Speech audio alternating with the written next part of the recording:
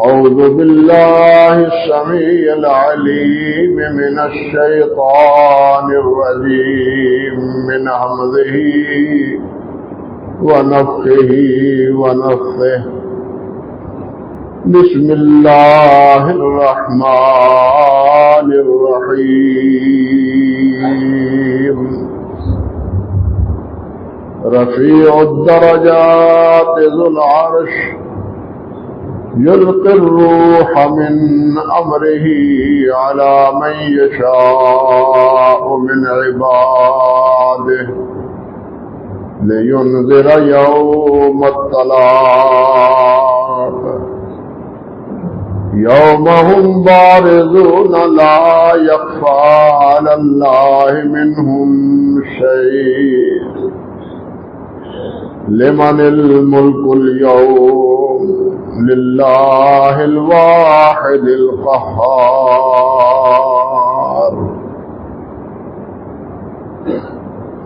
محترم معزز سامعین کرام، عزت مآب میری بہنوں اور بیٹیوں، انہی آیات مبارکہ کے روشنی میں کچھ باتیں گزشتہ خطبے میں آپ سے عرض کر چکا ہوں۔ اللہ سبحانہ و تعالی نے اپنی عظمت اور اپنی کبریائی کا اظہار کرتے ہوئے یہ بھی ارشاد فرمایا ہے کہ وہ جس پر چاہتا ہے اپنی وحی نازل کر دیتا ہے، اس میں کسی کا کوئی عمل دخل نہیں ہے، نہ یہ نبوت اور رسالت کسبی ہے کہ مجاہدات سے ذکر و اذکار سے ترقی کرتا کرتا بالآخر نبوت کے مقام پر معاذ اللہ پہنچ جائے، نہیں، بلکہ یلقی الروح من امرہ علی من یشاء من عبادہ، اپنے بندوں میں سے جس پر چاہتا ہے وہی نازل کر دیتا ہے۔ یہ اس کی مشیت کا، اس کی مرضی کا فیصلہ ہے، جسے چاہے یہ اعزاز عطا فرما۔ اور یہ نبوت اور یہ رسالت ہے کس لیے؟ فرمایا لِيُنذِرَ يَوْمَ الطَّلَاقِ، تاکہ ملاقات کے دن سے ڈرائے۔ ملاقات کن کی؟ سب سے پہلی بات تو یہ کہ ارواح اپنے اجساد سے ملاقات کریں گے۔ جسم جل گیا ہے، پانی میں ڈوب کے مچھلیوں کی خوراک بن گیا ہے، یا درندوں نے چیر پھاڑ کے اس کو اپنی خوراک بنا لیا ہے، یا مٹی میں مل گیا ہے، ہڈیاں گل سڑ گئی۔ اللہ سبحانہ و تعالی جہاں جس کے ذرات ہوں گے ان کو حکم دے گا اور وہ سارے جمع ہو جائیں گے،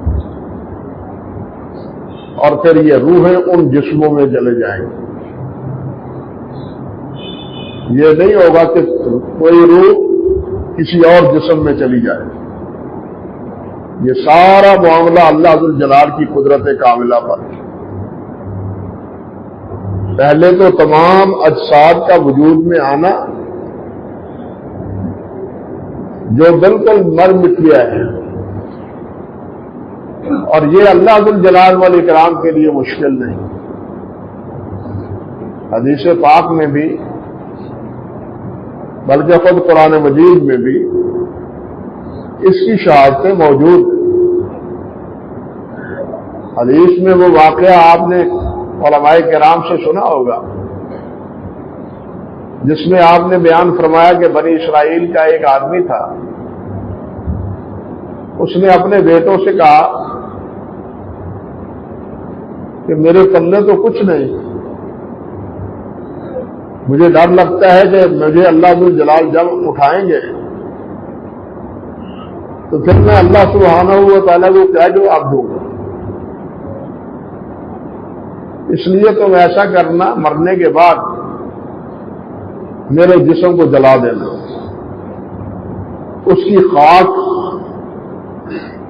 کچھ تو پانیوں میں بہا دینا، کچھ فضا میں اڑا دینا، اور کچھ مٹی میں رلا ملا دینا، تاکہ میں اٹھوں ہی نہ اور مجھ سے بات پرس نہ ہو، کیونکہ میرے پلے کچھ نہیں۔ اللہ اکبر کبیرہ، اس کا اللہ پر ایمان ہے لیکن بے خبر ہے، اپنی جہالت کی وجہ سے، بے خبری کی وجہ سے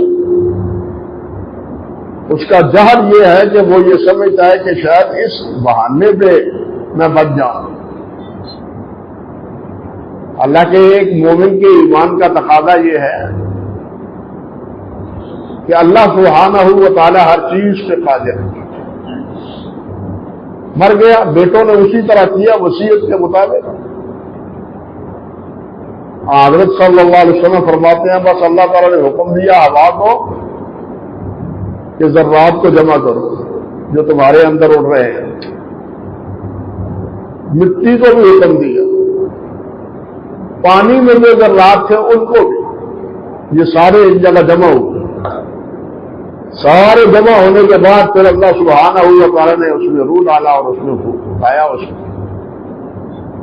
ہاں بھائی تم نے کیوں ایسا کیا؟ اللہ اکبر کبیر۔ تو اللہ سبحانہ و تعالیٰ سے کوئی چیز مشکل نہیں ہے، یہ ہم مشکل سمجھتے ہیں۔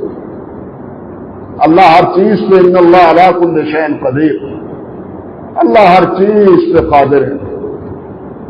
پھر اس سے پوچھا تو اس نے یہی عرض کیا کہ بارے الہ، میرے پلے تو کچھ نہیں تھا، میں نے وہ ڈرتے ہوئے اپنے بیٹوں کو یہ کہا کہ شاید اس طرح میں بچ جاؤں۔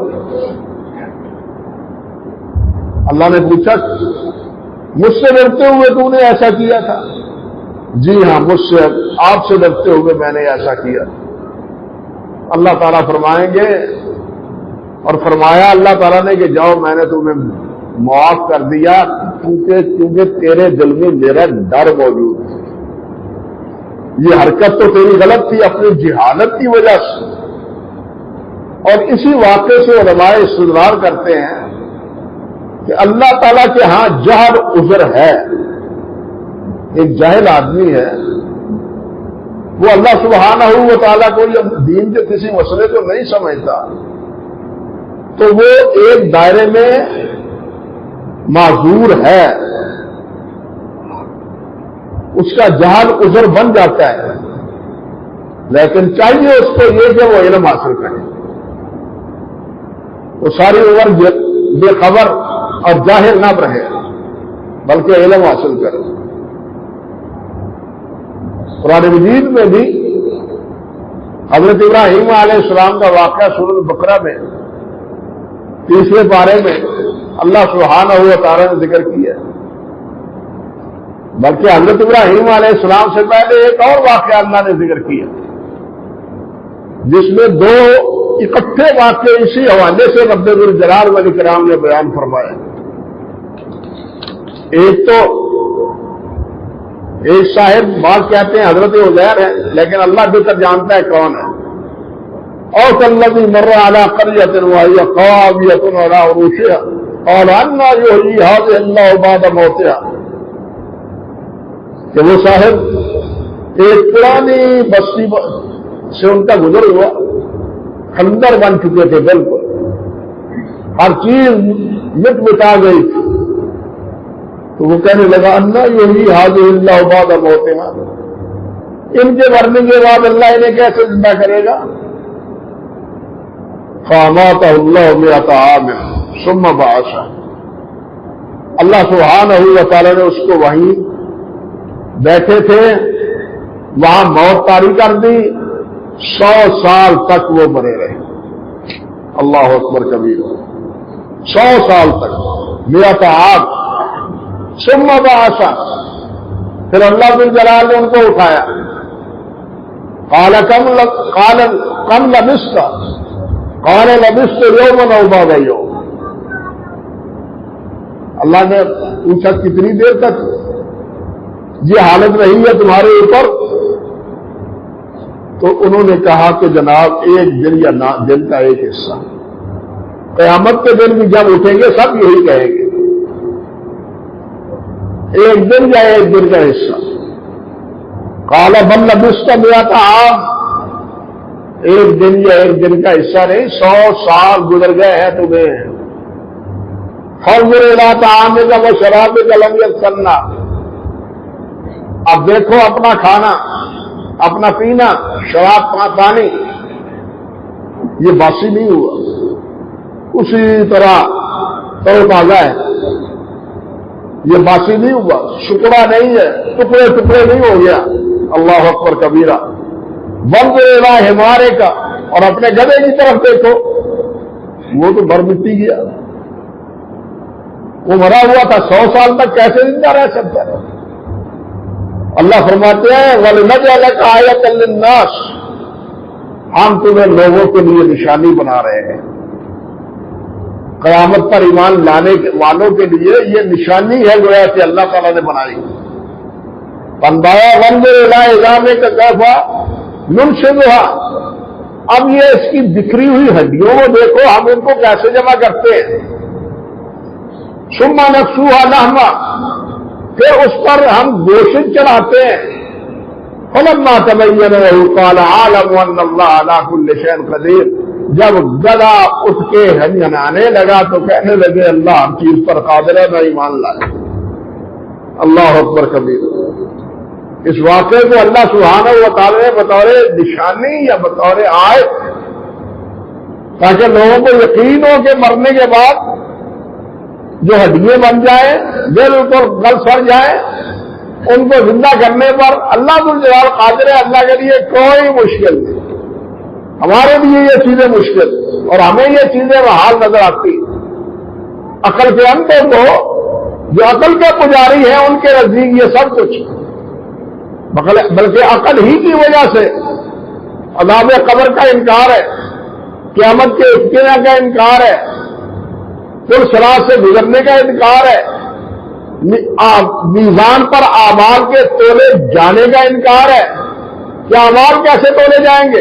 یہ سب عقل کی بنیاد پر. یہ تول تو چیز یہ کسی چیز کا نام ہوتی ہے، اس کو تولا جاتا ہے. اعمال کیسے تولیں گے، یہ بول کیسے تولیں گے، یہ ہمارے لیے سمجھنے میں ہمارے لیے مشکل ہے. لیکن اللہ ذوالجلال انہی دونوں کو وزن دے دیں گے، یہ نہیں دونوں کو وزن عطا فرما دیں گے، انہی اعمال کو متشکل کر دیں گے اور پھر وہ اعمال چلیں گے. اسی طرح حضرت ابراہیم علیہ السلام کا واقعہ، حضرت ابراہیم علیہ السلام نے اللہ رب العزت سے عرض کیا رب ارنی کیف تحیی الموت، بارے الہ مجھے دکھاؤ آپ کس طرح زندہ کریں گے مردوں کو. قال اولم تؤمن، کیا تمہارا ایمان نہیں ہے اس پر؟ عرض کرتے ہیں قال بلی ولکن لیطمئن قلبی، ایمان ہے میرا لیکن شنیدہ چاہے وہ مانے میں دیدہ، آنکھوں سے دیکھنا چاہتا ہوں، عین الیقین چاہتا ہوں. ایمان میرا ہے لیکن عین الیقین چاہتا ہوں. اچھا فرمایا یہ رات ہے تو فخذ اربعۃ من الطیر فصرهن الیک ثم اجعل علی کل جبل منهن جزءا، 4 پرندے لو ان کو جدا کر ڈالو اور ان کا گوشت چلا جا رہا 4 پہاڑوں پر ڈال دو. ڈال دیا. فرمایا سن پھر کیا کرو، ثم ادعوهن یاتینک سعیا، فرمایا ہر ایک کو آواز دو، کوا آ جائے، کتنی آ جائے، بغلا آ جائے، جو جانور ذبح کیے تھے اور ان کا گوشت ملا کے ہر ایک کو پہاڑ پر ڈالا تھا، ہر ایک کو آواز دی، وہ گوشت اکٹھا ہوتا ہے،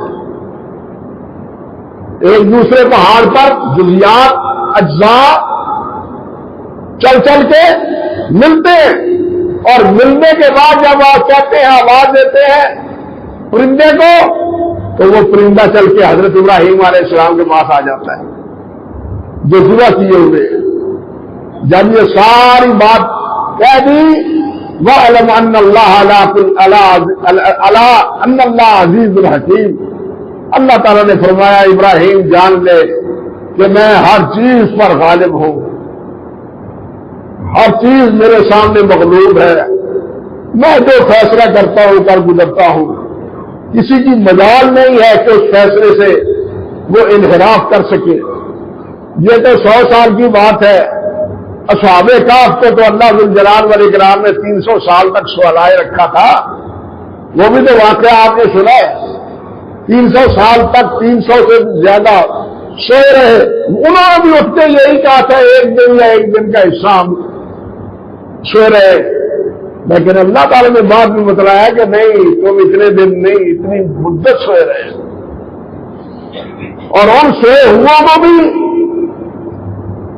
اب ایک انسان ہے، وہ ایک جگہ پڑا رہے بیمار ہو جاتا ہے، اتنی دیر تک سوئے رہنا یہ عقل کے مطابق نہیں ہے، اور یہ عقل کے اندھوں نے یہودیوں کے کہنے پر سوال کیا تھا نبی علیہ السلام سے، جو عقل کے پجاری تھے کفار مکہ، ساری تفصیل اللہ ذو الجلال نے بیان فرما دی، اور اشارہ کیا کہ تم تو قیامت کے دن پر ایمان نہیں لاتے کہ قیامت آئے گی، مردے زندہ ہوں گے، یہ بھی 300 سال تک پڑے رہے ہیں جن کے بارے میں تم نے سوال کیا ہے، اب 300 سال کے بعد یہ اٹھے ہیں، اور اللہ نے ان کا جسم 300 سال تک محفوظ رکھا ہے۔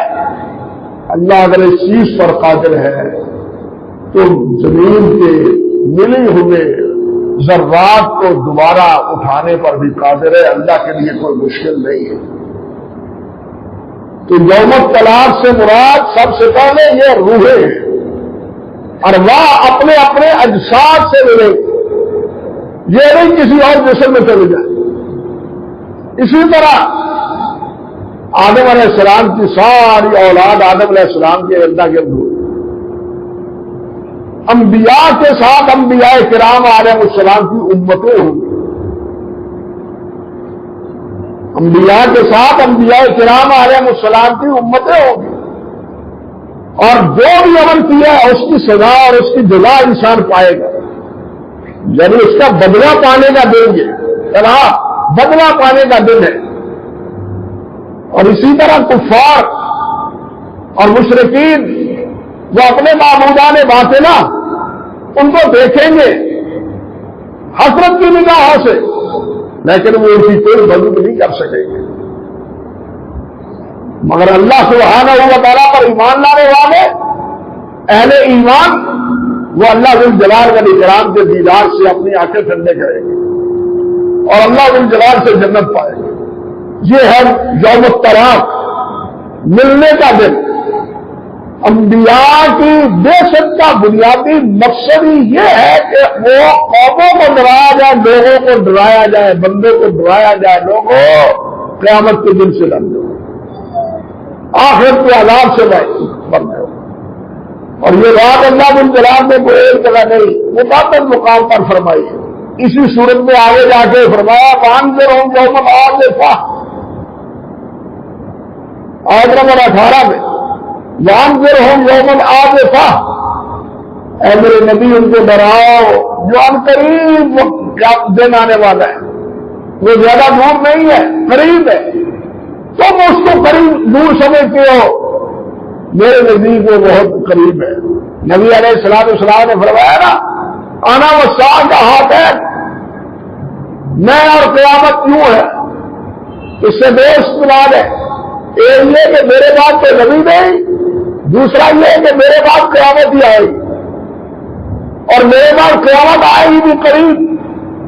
ہم سمجھتے ہیں کہ 2000 سال گزر گیا، 3000 سال گزر گئے، لیکن ان 2 یا 3000 سال کو وہ انسانوں کے پیدا ہونے سے پہلے پہاڑوں، زمین، آسمان، سورج، چاند، ساری مخلوق کے پیدا ہونے کا تصور ذہن میں رکھے تو پھر یہ 2000 یا 3000 سال یہ ان کے مقابلے میں ان کی حیثیت ہی کیا رہ جاتی ہے، اس کی کیا پوزیشن رہ جاتی ہے. اس لیے اللہ ذو الجلال نے فرمایا وانذرہم یوم العاصفہ، قریب کے آنے والے گھڑی سے ان لوگوں کو ڈراؤ. اور کہیں اللہ ذو الجلال نے فرمایا وانذرہم یوم الحشر، اے میرے نبی حشر کے دن سے، اللہ پچھتانے کے دن سے اللہ بچائے. کفار اور مشرکین تو پچھتائیں گے، لیکن ایک بات سن لو، مومن بھی پچھتائیں گے، حتیٰ کہ جنت میں جا کے بھی پچھتائیں گے. حدیث میں آتا ہے کہ کیوں پچھتائیں گے؟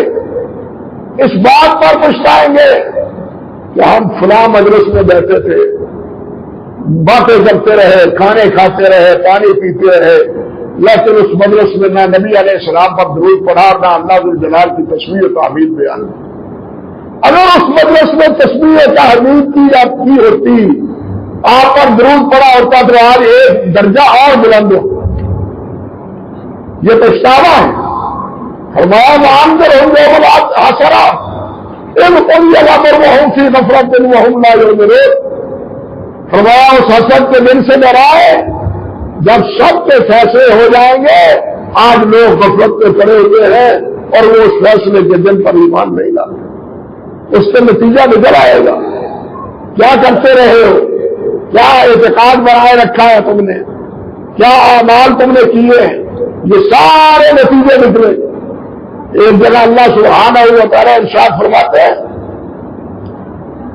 ان کل من فی السماوات والارض الا آتی الرحمن عبدا، کہ آسمان اور زمین میں جو کچھ بھی ہے، فرشتے ہیں،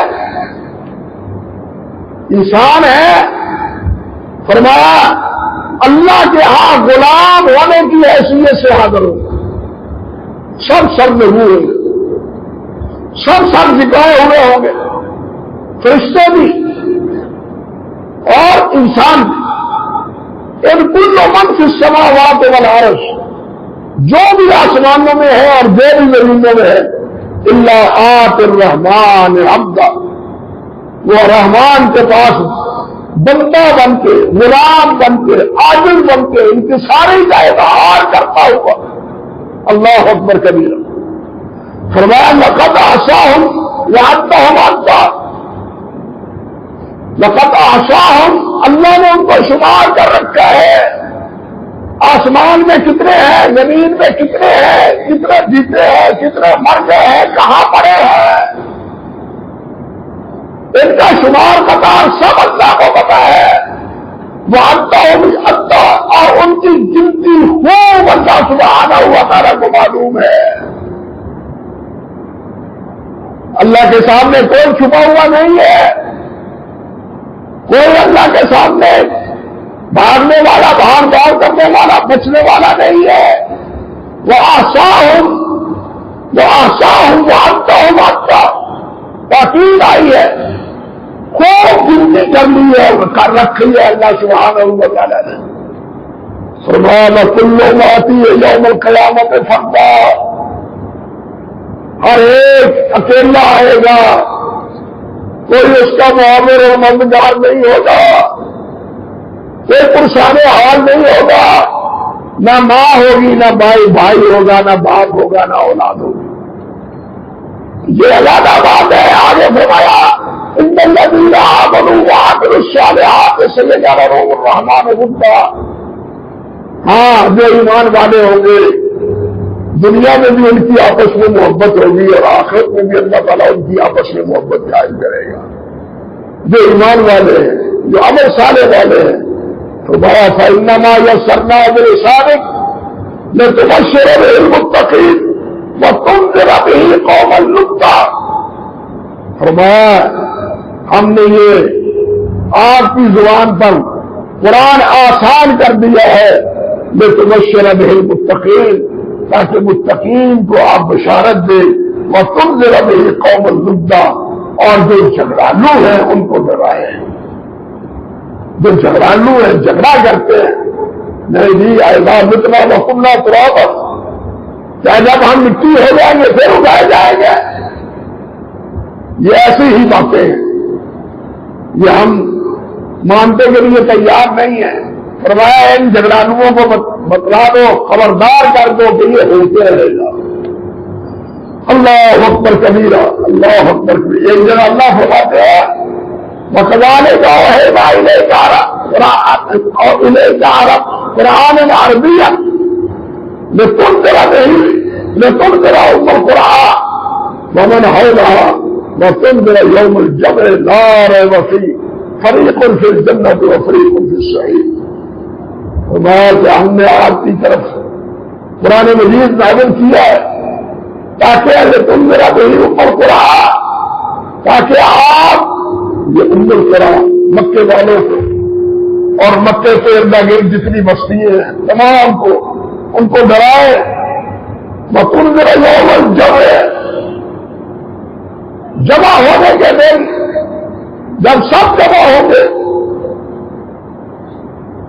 انسان ہی نہیں جن بھی، انسان اور جن بھی نہیں فرشتے بھی، بلکہ حیوانات بھی قیامت کے دن اٹھیں گے تو بھی جگہ ہوں گے، اور حیوانوں کو بھی کیا ہوگا؟ انصاف ملے گا۔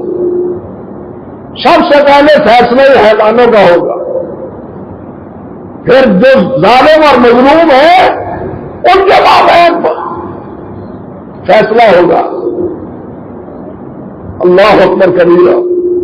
آج تو ہم بڑی دلیری سے، بڑی جرت سے کسی کو گالیاں بھی دے لیتے ہیں، مار بھی لیتے ہیں، گھاس دھاندلی سے اس پر چڑھ دوڑتے ہیں، آخرت سے بالکل بے خوف ہو کے، آخرت سے بالکل بے خوف ہو کے۔ ایک صحابی نے اپنے غلام کو نافرمانی کی وجہ سے تھپڑ مار دیا، ڈرتا ہوا نبی علیہ السلام کی خدمت میں حاضر ہوا، حضور مجھ سے غلطی ہوئی ہے، میں نے اپنے غلام کو ایک تھپڑ مارا ہے، میں اس سے بچنا چاہتا ہوں، میں اس کو آزاد کرنا چاہتا ہوں تاکہ قیامت کے دن اس کے بارے میں مجھ سے محاسبہ نہ ہو۔ اندازہ کیجیے ایک تھپڑ کی وجہ سے غلام کو آزاد کر دی۔ ہم کیا کیا کچھ کرتے ہیں، ایک دوسرے پر کتنا ظلم و ستم کرتے ہیں، ایک دوسرے کا مال حرام کرتے ہیں، ایک دوسرے پر اتہام لگاتے ہیں، ایک دوسرے کی عزتوں سے کھیلتے ہیں، لیکن ہمیں کوئی پرواہ نہیں۔ میرے بھائی، جو انصاف کے دن، اس انصاف کے دن جس طرح آج جہاں بے انصافی ہے وہاں بے انصافی نہیں ہوگی، وہاں انصاف ہوگا۔ فرمایا وَتُنذِرَ يَوْمَ الْجَمْعِ، تاکہ تم ڈراؤ جمع کے دن سے لا ریب فیہ، جس کے آنے میں کوئی شک نہیں۔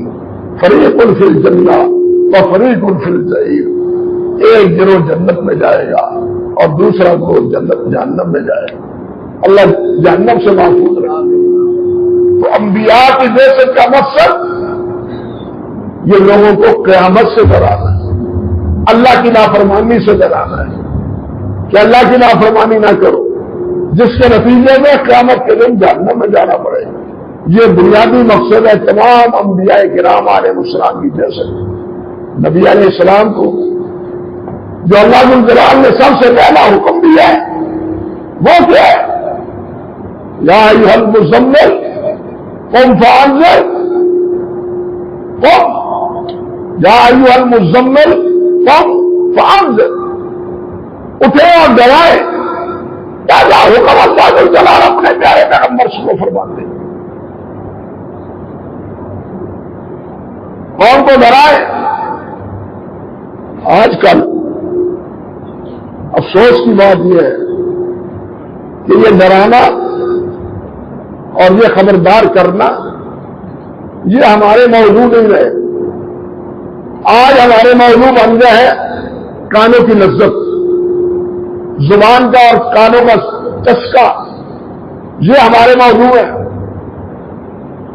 نافرمانیوں سے بچانا اور نافرمانیوں سے خبردار کرنا، یہ آج ہمارا موضوع اکثر و بیشتر ختم ہو کے رہ گیا ہے. جہاں امر بالمعروف ہے اس کے پہلو کا پہلو نہیں ہے منکر بھی. اور یہ منکر سب سے بڑا کیا ہے کہ انسان کو اس دنیا کی محبت، اس دنیا کی محبت دلوں سے نکال کے آخرت کی محبت اللہ کے بندوں کے دلوں میں ڈال دی جائے. اللہ اکبر، یہ کام بہت مشکل ہے. انبیاء کرام علیہ السلام کا یہی مشن تھا کہ دنیا بالآخر کتنے دن ہے؟ 60-70 سال ہے. اب 60-70 سال کی زندگی کے میں انسان کیا کچھ کر پائے گا، کیا کچھ کھائے گا، کیا پہنے گا؟ لیکن ہمیشہ کی زندگی، دائمی زندگی، اس کو تک دینا، اس کو خراب کر لینا، یہ کسی عقل مند کا کام نہیں ہے کہ چند دن کی عیش و عشرت کی وجہ سے ہمیشہ کی زندگی برباد کر لے. اللہ جل جلال نے اس دنیا کا ذکر ایک جگہ گئے بہت جگہ فرمایا، اور کہیں یہ فرمایا ومن الحیات الدنیا الا متاع الغرور، کہ دنیا تو دھوکے کی جگہ ہے، دنیا دھوکے کی جگہ ہے. کہیں فرمایا ومن الحیات الدنیا لعب ولہو وزینۃ وتفاخر وتکاثر فی الاموال والاولاد. فرمایا یہ دنیا کیا ہے؟ یہ کھیل تماشا ہے، یہ زیب و زینت ہے، یہ تفاخر کا اظہار ہے، مال اور دولت میں اور اولاد میں. میرے پاس اتنا مال، میری اتنی اولاد، میری اتنی جائیداد ہے، بس یہی رہ کے آئے. یہ زینت بھائی بلا شبہ دنیا کی زینت. راتوں کو آپ چلے جائیں کسی بڑے مال پر، یورپ میں، برطانیہ میں، امریکہ میں، یہ عرب ممالک میں، بلکہ آپ ہی کی شہروں میں بڑے مالوں پر زیر و زینت اور آرائش اور زمائش اس کی انتہا ہے. اس زمائش میں مگن ہو جانا اور اسی کا ہی ہو کے رہ جانا اور اسی میں گھل مل جانا، یہ خطرناک ہے. اس کا انجام غلط ہے. اللہ جل جلال نے فرمایا قل هل ننبئكم بالاخسرین اعمالا الذین ضل سعیهم فی الحیاۃ الدنیا وهم یحسبون انهم یحسنون صنعا. سب سے گھاٹا پانے والے وہ لوگ ہیں جن کی ساری تب و دو دنیا کے لیے، دنیا کمانے کے لیے، دنیا جمع کرنے کے لیے. اللہ جل جلال نے فرمایا الہاکم التکاثر، یہی تکاثر کی بیماری نے تمہیں غافل کر دیا ہے. اذانیں ہوتی ہے بربادی کرتے ہیں، نماز کی پرواہ نہیں ہے، گھر میں بیٹھے ہیں نماز کی پرواہ نہیں ہے. اسی تکاثر میں الہاکم التکاثر، اللہ اکبر کبیرہ. تو یہ دنیا اسے کثرت کے حصول کے لیے سارے مر جا رہے ہیں. لیکن بھائی یہ دنیا نہ میری ہے نہ آپ کی ہے. یہ دنیا اسی وقت تک میری ہے جب تک میں کھاتا پیتا ہوں، بلکہ جب تک اللہ مجھے کھلاتا پلاتا ہے. ورنہ ایسا وقت بھی آتا ہے کہ سب کچھ ہونے کے باوجود وہ کچھ کھا نہیں سکتا، کچھ نہیں کھا سکتا، کچھ پہن نہیں سکتا، ننگا ہسپتالوں میں پڑا ہوتا ہے، نالیاں لگی ہوئی ہوتی ہیں اور ڈرپوں کے ذریعے اس کو خوراک دی جا رہی ہے، یا منہ کے ذریعے کچھ کھا نہیں سکتا. یہ حالت ہوتی ہے انسان کی. وہ اللہ ہی کھلاتا ہے، وہ ہی کھلاتا ہے بھائی. اور یہی اسی دنیا سے اللہ سبحانہ و تعالیٰ نے ہمیں خبردار کیا ہے. انبیاء بھی اسی لیے آئے ہیں اور ساتھ بتلایا ہے کہ یہ تو ہے دنیا، لیکن تمہارا حال کیا ہے؟ تمہارا حال یہ ہے ان هؤلاء يحبون العاجلة ويذرون وراءهم يوما ثقيلا. فرمایا یہ لوگ دنیا عاجلہ سے مراد جلدی نفع، دنیا کا نفع، دنیا کے نفع کو کمانے کے لیے ساری ان کی محبتیں، ساری تمنا، ساری کوششیں، وَيَذَرُونَ وَرَاءَهُمْ يَوْمًا ثَقِيلًا، اور اپنے پیچھے جو بہت بھاری دن ہے، بہت مشکل دن ہے، اس کی پرواہ تک نہیں کرتے. بہت مشکل دن ہے، بہت مشکل دن ہے. اللہ سبحانہ و تعالی ہماری مشکلیں آسان فرمائے. وہاں تپش ہی کی وجہ سے فرمایا بعض لوگ بدنصیب ہوں گے جن کے جسم کا اپنا پسینہ ان کے منہ تک ہوگا، وہ بھی ہوں گے گلے تک ہوگا، ناف تک ہوگا، گھٹنوں تک ہوگا اور ٹخنوں تک ہوگا، اپنے اعمال اور اپنے عقائد کی بنیاد یہ کیفیت ہوگی. اللہ اکبر کبیرہ. اللہ، اور کوئی پرسان حال نہیں ہوگا. آنکھیں اندھی ہوں گی، نابینا ہوگا، اندھیرا ہوگا. روشنی ہوگی تو ایمان اور عمل صالح کی روشنی ہوگی. اگر یہ عمل اور ایمان ایمان نہیں ہے تو اندھیرا ہی اندھیرا ہے، وہ نابینا ہے. اللہ اکبر کبیرہ. بتلائیے ایسی کیفیت میں انسان کہاں جائے گا؟ یہ زمین بالکل روٹی کی طرح جس طرح پتلی ہوتی ہے، صاف ہوتی ہے، آپ نے فرمایا چاندی کے پتھر کی طرح بالکل سفید ایک جیسی ہوگی، اس میں نشیب و فراز نہیں ہوگا. اس پر چل کے ساری کائنات میدان معاشرے میں پہنچے گی. اللہ تعالیٰ یہ ہمارے اوپر آسانی فرمایا. اللہ نے فرمایا کہ یہ دن بہت بھاری ہے، بہت مشکل ہے. کہیں فرمایا کلّا بل تحبون العاجلہ وتذرون الآخرہ، تم آخرت کو بلا بیٹھے ہو اور دنیا کی محبت میں. اللہ سبحانہ و تعالی ہمارے دلوں میں آخرت کی محبت پیدا کرے، آخرت کی فکر پیدا کرے، آخرت میں کامیابی کے لیے ذخیرہ جمع کرنے کی اللہ ہمیں توفیق عطا فرمائے، اور دنیا کی بھول بھولیوں سے اللہ سبحانہ و تعالی ہمیں محفوظ رکھے. اقول قولی ھذا استغفر اللہ لی ولکم ولسائر المسلمین.